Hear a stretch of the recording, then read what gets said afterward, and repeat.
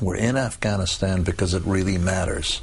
We're in Afghanistan because if we fail in Afghanistan, it will have a direct, immediate danger to us.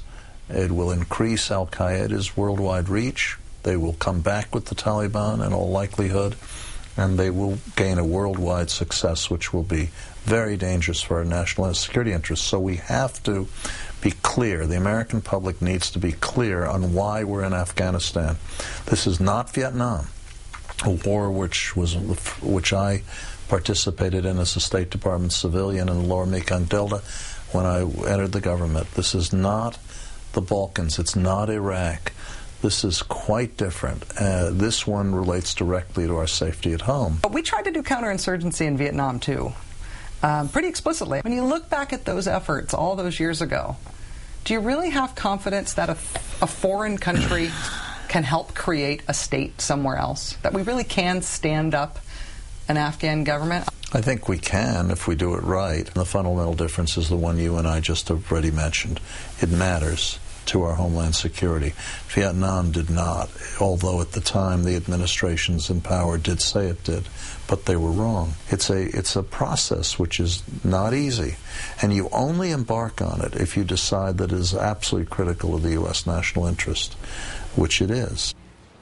That's the argument. That's the case the Obama administration makes for the war in Afghanistan now.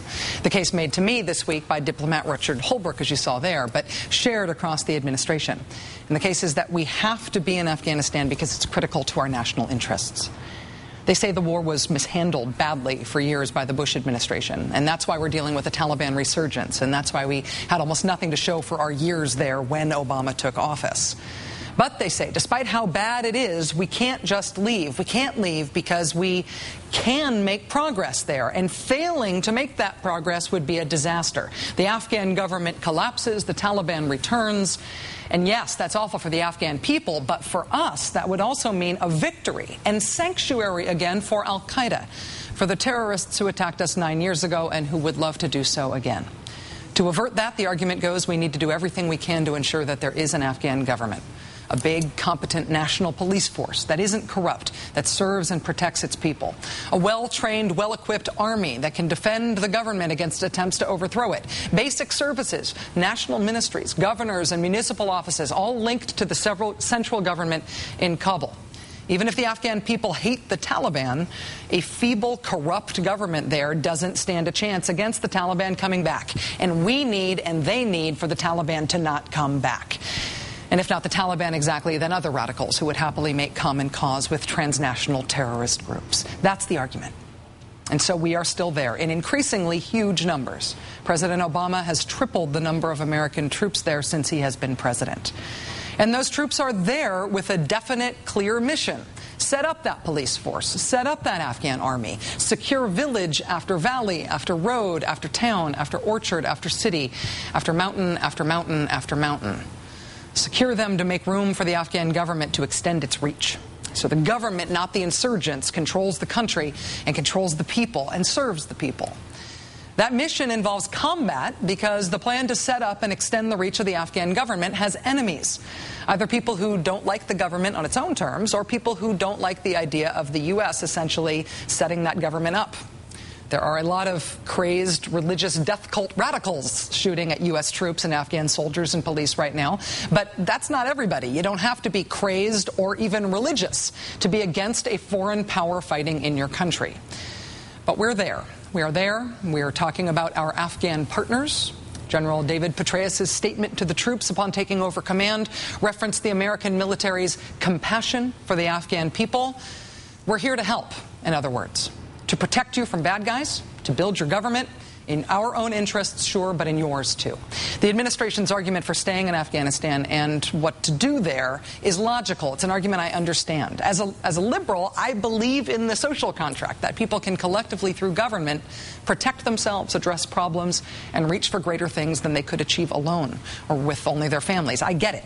I also feel like I saw eye to eye with the incredibly impressive American troops who are trying to implement the U.S. mission in Afghanistan. They are earnest, capable, professional, and they understand the mission and its value. It makes sense, and it depends on a premise that is romantic. and unproven, and I believe unlikely. The consequences of there not being a real Afghan government are probably dire. Our desire for there to be a real Afghan government is strong and rational. But us just wanting it to be so doesn't mean that we're capable of making it so. To me, it seems likely that nothing we can do, nothing within our power as the United States of America, will result in there being a real Afghan government. Our presence there may in fact make that outcome less likely. What government can grow to full strength and legitimacy with a foreign military on its soil? What hope is there for a government to supersede the warlords and drug lords and power brokers it competes with? If the billions of dollars a month our military presence drags behind it like cans off newlyweds' car bumpers gets funneled to those same thugs the government's competing with. What better way for us to recruit for and romanticize the Taliban cause than to give them 10 years of armor-clad infidel foreigners on their land to inveigh against and to attack? A real Afghan government is the outcome we want for us and for the Afghan people. It's practically inarguable as a desired outcome. But whether or not that outcome is achieved is not really up to us. I know this is a difficult question, but if over the next year it essentially doesn't work to establish better governance in Kandahar, if the policing efforts, security efforts don't combine to create enough space for Afghan government to step up in a way that is working, I don't get the sense that there's a plan B. Is there a plan B? Is plan B just more time? There's no reason why this shouldn't be successful if the Afghans do their part. I mean, I've never met an officer that didn't want more capability, so I would never turn away more engineers or more military police, but we have enough to do what we have got to do in Kandahar, assuming that the Afghans step up and do their part. If they don't? But we will have given them the best chance they've ever had. That's what we're doing. We're trying to give them the best chance they've ever had. And they may not take it. And our troops staying there may not make them more likely to take it. To recognize that is not to accept military defeat. Frankly, establishing a government in a foreign country is not a military objective. It just isn't. Counterinsurgency theory be damned. It is a civilian development objective, in this case with military support. A military objective is winning a war. War is destructive, not constructive. We send men into war with guns, not with shields. It is not to accept military defeat to recognize that the 82nd Airborne can do many things, but it cannot make the governor of Nangarhar province not corrupt. If we think there's a future in which the Afghan government is real and it runs and controls that country to the exclusion of the Taliban, and it's there because we've made that possible, then there is an American national security interest in us still being there. But if that's not possible, no matter what we do, if no matter how much we want for that to happen, we can't make that happen, then we will have given them the best chance they've ever had. We will have given them the best chance they've ever had. If we can't make the outcome we want come to fruition, then we should fund and train and support the Afghan government all we can. But each additional American life sacrificed to a goal we know we won't reach is a moral outrage, moral disaster that we have a responsibility in this life during wartime to stop. Dollars? Yes. Lives? No. Not for a romantic wish, not for something we want but know we won't get. Dollars, okay. Lives, no.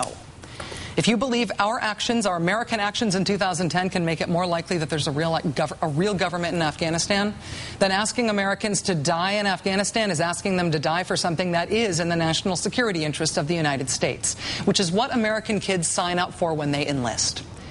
But if you believe that our actions, our American actions in 2010, cannot make it more likely that there's a real Afghan government, that there's a real government in Afghanistan, then asking Americans to die in Afghanistan is wrong. It's over. Development, training, support, okay. But lives? No. No. That's the choice. It's not partisan. It's not even passionate. It is rational.